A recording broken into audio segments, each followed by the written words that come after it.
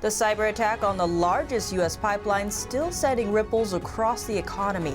That's because the Colonial Pipeline delivers about half the fuel used on the Eastern Seaboard. New guidance from U.S. health authorities means more Americans are now able to go out unmasked. But some say they aren't yet ready to do that. And parents are planning on suing the University of Massachusetts Amherst. That's after the school suspended 3 students for being maskless off campus. Tune in to Deep Dive as we explore these topics and more. Hello and welcome. This is Deep Dive and I'm Tiffany Meier. 3 students have been suspended for being maskless off campus. And the FDA has approved emergency use for Pfizer to roll out jabs for kids aged 12 to 15.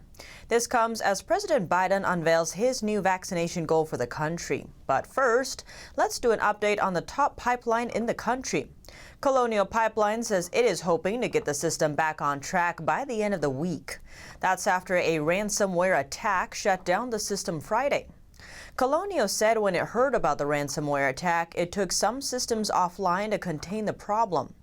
Since Colonial is responsible for about half of the East Coast fuel supply, passing through 10 states, the disruption is raising fears of gas price hikes.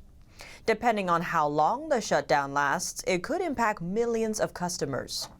The U.S. issued a rare emergency declaration Sunday to set up alternative fuel routes. The U.S. Department of Transportation issued an emergency hours of service exemption that allows truck drivers transporting gas, diesel, and jet fuel to work longer days. Colonial says it will probably be up by the end of the week. The company says one section from North Carolina to Maryland is now operating under manual control until inventory runs out, but the main lines are still down. And the White House has announced an effort to help stem the threat of gas shortages. The White House announced Tuesday the Environmental Protection Agency, EPA, will waive climate regulations. The White House said in a statement, as a result of the Colonial Pipeline shutdown, EPA Administrator Michael Regan determined that extreme and unusual fuel supply circumstances exist and has granted a temporary waiver to help ensure that an adequate supply of gasoline is available in the affected area until normal supply to the region can be restored. This waiver removes requirements surrounding the vapor pressure of fuel shipping to Washington, D.C., Maryland, Virginia, and Pennsylvania. In other words, fuel suppliers can sell lower-grade gas that normally doesn't hit the mark due to states with ongoing air quality issues. The EPA typically issues such waivers after natural disasters. That's usually when refineries or fuel distribution infrastructure get hit and damaged. But the EPA can also act whenever there is a major fuel supply disruption, like now. And gas prices are seeing a surge. Gas prices jumped 3% on Sunday to the highest level in 3 years. As of Monday afternoon, the company's main pipeline system is still out of operation. According to an app that tracks fuel prices and demand, Gas Buddy, U.S. gas demand jumped 20% on Monday compared with the prior week. The app also found demand went up over 40% in 5 states that Colonial serves. Those states are Georgia, Florida, South Carolina, North Carolina, and Virginia. Analysts at Gas Buddy said that even after the pipeline is back online, it'll take days for normal conditions to return. That's because Colonial is responsible for about 45% of the gas supply to the southeast. And North Carolina's Governor Roy Cooper signed an executive order declaring a state of emergency in response. He said in Monday's statement, today's emergency declaration will help North Carolina prepare for any potential motor vehicle fuel supply interruptions across the state and ensure motorists are able to have access to fuel. The cyber attack on the largest U.S. pipeline could be a wake-up call for the oil and gas industry. The FBI says it knows the culprit behind the attack. The FBI said Monday it identified the hacker group behind the attack as Darkside. The White House says it is taking a whole-of-government response to this incident. The administration is working with Colonial Pipeline to get the company back online again and to get their pipelines up and running. Colonial is also working with private sector cyber consultants to assess the damage. Colonial can decide if they want to pay the ransom or not. The White House says it won't tell the company whether to pay. The attack last Friday is considered possibly the most destructive ransomware attack so far. The White House says it hasn't identified any foreign ties to the cyber attack, but the intelligence community will keep investigating. They also don't know about the intent of the attack yet. White House Press Secretary Jen Psaki said Monday night that President Biden and his administration continue to monitor the situation. And according to Darkside's news release, the hacking group's goal is to, quote, make money and not creating problems for society. According to cyber reason firm, Darkside is an organized group of hackers who sell ransomware to other criminals to carry out cyber attacks. Now let's turn to the issue of masks and vaccines. 3 students have been suspended for being maskless off campus. CBS in Boston says a picture of 3 freshmen made it to the administrative office of the Massachusetts Amherst University.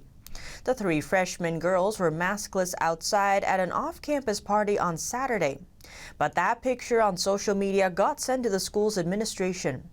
The girls are now being suspended for 1 semester, getting banned from taking remote lessons. They also need to reapply for the next semester. One of the parents told the outlet they're also not allowed to take finals, making their last semester invalid. A parent says this equates to roughly $16,000 lost.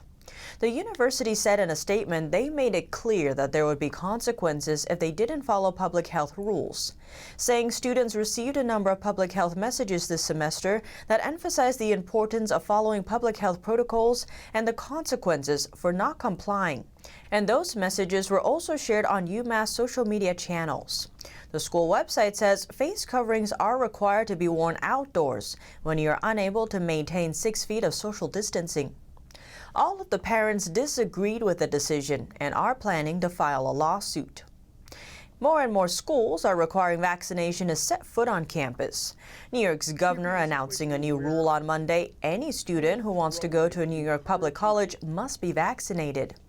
The new rule applies to new students, as well as to students who already attend one of those schools. Some schools, like the Ivy Leagues, require the vaccine to attend school, but do offer religious or medical exemptions. According to the CDC, less than 1% of people under 24 who tested positive for the virus had to be admitted to an ICU. But some point out that vaccination for young adults is still important because they can pass it on to more vulnerable people. Speaking of young adults, the FDA has approved Pfizer's vaccine for children as young as 12. Before that, they were only available for people ages 16 and up. Now 12 to 15-year-olds can also get the jab. That's roughly 17 million kids. The FDA said on Monday the FDA has determined that Pfizer-BioNTech COVID-19 vaccine has met the statutory criteria to amend the EUA, and that the known and potential benefits of this vaccine in individuals 12 years of age and older outweigh the known and potential risks, supporting the vaccine's use. Pfizer says its clinical trials on 12 to 15-year-old kids have 100% efficacy rate. Side effects were similar to those experienced by adults. Pfizer is also seeking full regulatory approval of their vaccine. The FDA will hold a meeting next month to discuss vaccines in children.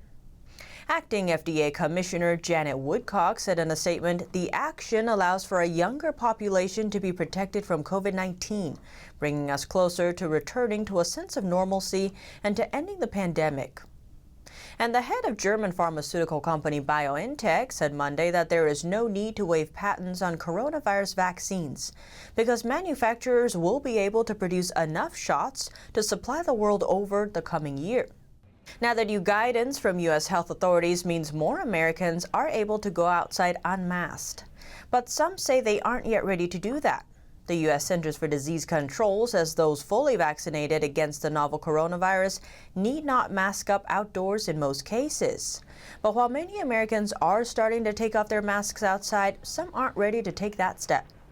In Washington and other densely populated areas which issued mask mandates, the change is going to take some getting used to. Some people, like this student from Ohio, says it feels weird, almost naked, to go outside without a mask. Public health officials have been hammering into Americans the message that mask wearing protects them and others from COVID-19. That message has nearly stayed the same since the pandemic started. Now, with mandates beginning to ebb, some are trying to move past that symbol of the pandemic, like Mark Grace, who was retired and doing lawn work without a face covering. And with the mask landscape changing, the White House announced new vaccination goals last Tuesday. The new goal is to get 70% of adults vaccinated with at least one shot and 160 million Americans fully vaccinated by July 4th. That amounts to approximately 100 million shots over the next 2 months. White House Press Secretary Jen Psaki is promoting the vaccine by calling on those who have been vaccinated to tell positive vaccination experiences to their friends and family, and to tell them to also get the jabs. Saying so, if you are one of the nearly 150 million Americans who has been vaccinated, this is your call to action. People want to know what your experience was like, so please talk with your friends, family, neighbors, and community. Share why you chose to get vaccinated, what it was like to get one, and how it felt when you finally got the vaccine. She claims this is not a government effort, it's a people's effort. Saying, so how are we going to get 70% of adults to have their first shot by July 4th? Well, we, the government, are not, but we, the people, have a very good chance.